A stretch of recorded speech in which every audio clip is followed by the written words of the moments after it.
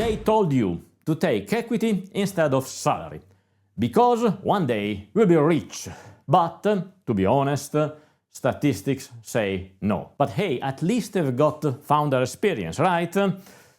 Let's talk about one of the most misunderstood trade-offs in the startup world: equity versus salary, and why so many founders end up broke even when their startups succeed. If you enjoy clear, honest talk about money, startups and business without hype, hustle or fairy tales, make sure to subscribe. Because today we are going to destroy one of the Silicon Valley's most romantic lies. After our intro, of course.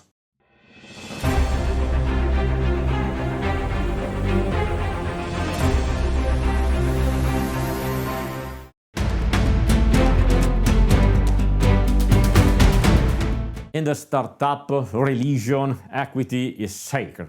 It's the holy grail, the proof that you believe. And you are not earning a salary, you are building ownership. You are not underpaid, you are investing in your own dream. And that's exactly how founders end up celebrating a 30% share of a company that's still worth zero. Equity is seductive because it feels like value. It has numbers, percentages, potential, but no liquidity. You can't pay rent with potential. You can't buy groceries with a pre-money valuation.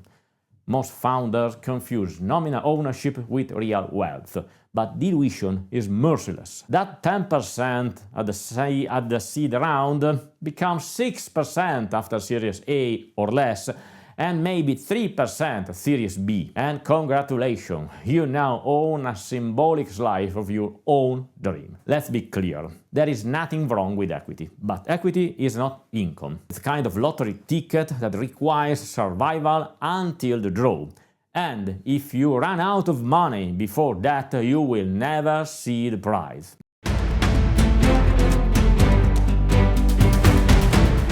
Now, let's look at the other side, salary. In the early stage startups, founders often underpay themselves or take nothing at all. That's fine for a few months, until reality arrives with a mortgage, bills. Founders say, I'm not here for the money, that's noble. But your landlord probably is. A low salary makes sense if your startups is your investment, but you are not investing capital, you are investing your life.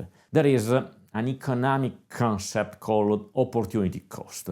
If you could earn $60,000 a year somewhere else and you are earning zero now, that's not passion, that is an invisible expense. Your company is burning cash you don't see, you own. And the funny part, even if your startup succeeds, you might never recover those lost years of income. People like to say, it's okay, I'm building future wealth.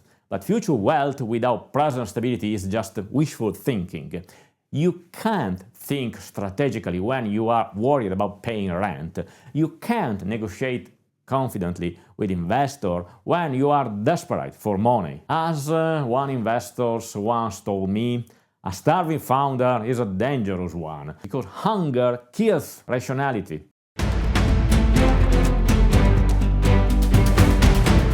Investors don't admire your sacrifice. They worry about it. They don't want a hero, they want a manager. They don't want someone who works day and night. They want someone who makes smart decisions. So when an investor sees a founder taking no salary, he doesn't think, what commitment? He thinks this person might burn out, panic, or make desperate choices.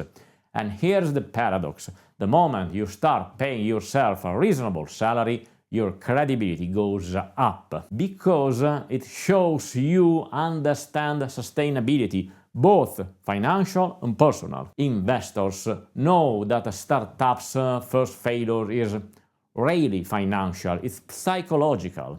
exhaustion, stress, insecurity. They kill more companies than market competition ever did. In early stage startups, the range is typically between 40 to $70,000 per founder.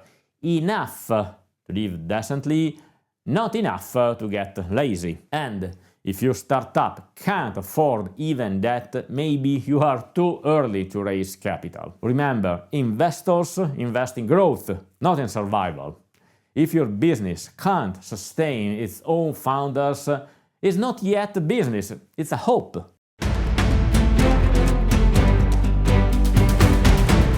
The smart approach is not choosing between equity or salary, it's learning how to balance both. Think of it like nutrition. Too much salary and you lose your agility.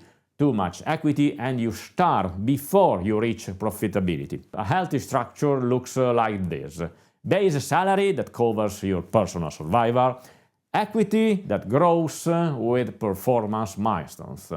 That way you are not punished for surviving and you are rewarded for achieving. In professional startups, even founders are undervesting, because vesting protects everyone, the company, the investor, and yes, the founder themselves. If your co-founder disappears after 6 months, you don't want him or her keeping half of the company forever. And if your investor says, you don't need a salary, you have got equity, just smile and ask them if they like to pay their rent in equity too.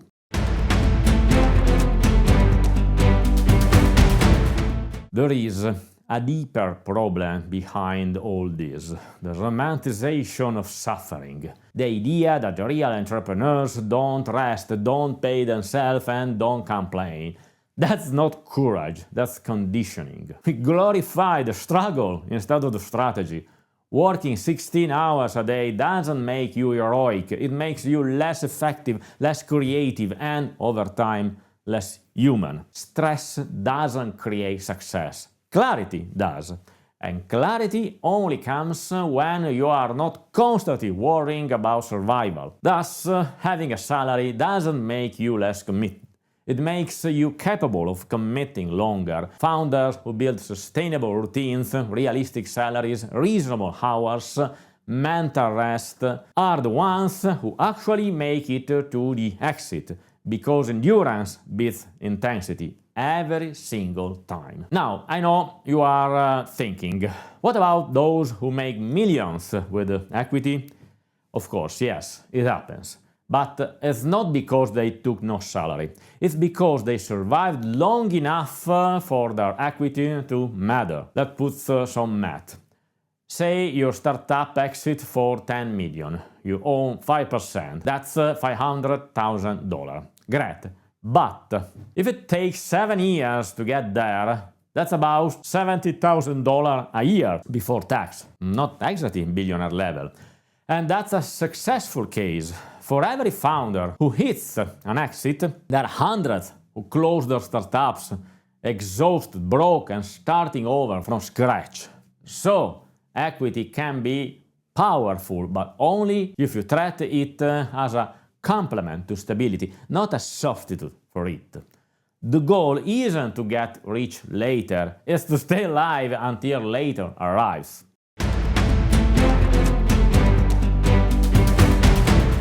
Let me give you a simple framework, something I wish more founders understood early. First, cover your base. Your personal survival budget is not negotiable. If your startup can't pay it, find another way until it can. Value your time. Every month you work without pay, record it as a founder loan. You are not saving money, you are investing equity. Track it, it matters later. Again, use equity to align, not to compensate. Equity is motivation, not currency. It works when everyone already has financial oxygen. Talk numbers early. Transparency avoids resentment. If you and your co-founder value your equity differently, The problem isn't the math, it's the mindset. And don't worship valuation. Your company's worth is not your worth. Chasing higher valuation while skipping your own salary is like polishing a Ferrari you can't afford to drive. Next time someone says, don't worry about salary, you got equity, remember this. Equity is potential. Salary is survival. Without the second, we will never reach the first. You don't prove your passion by being poor. You prove it by building something that lasts. See you in the next video.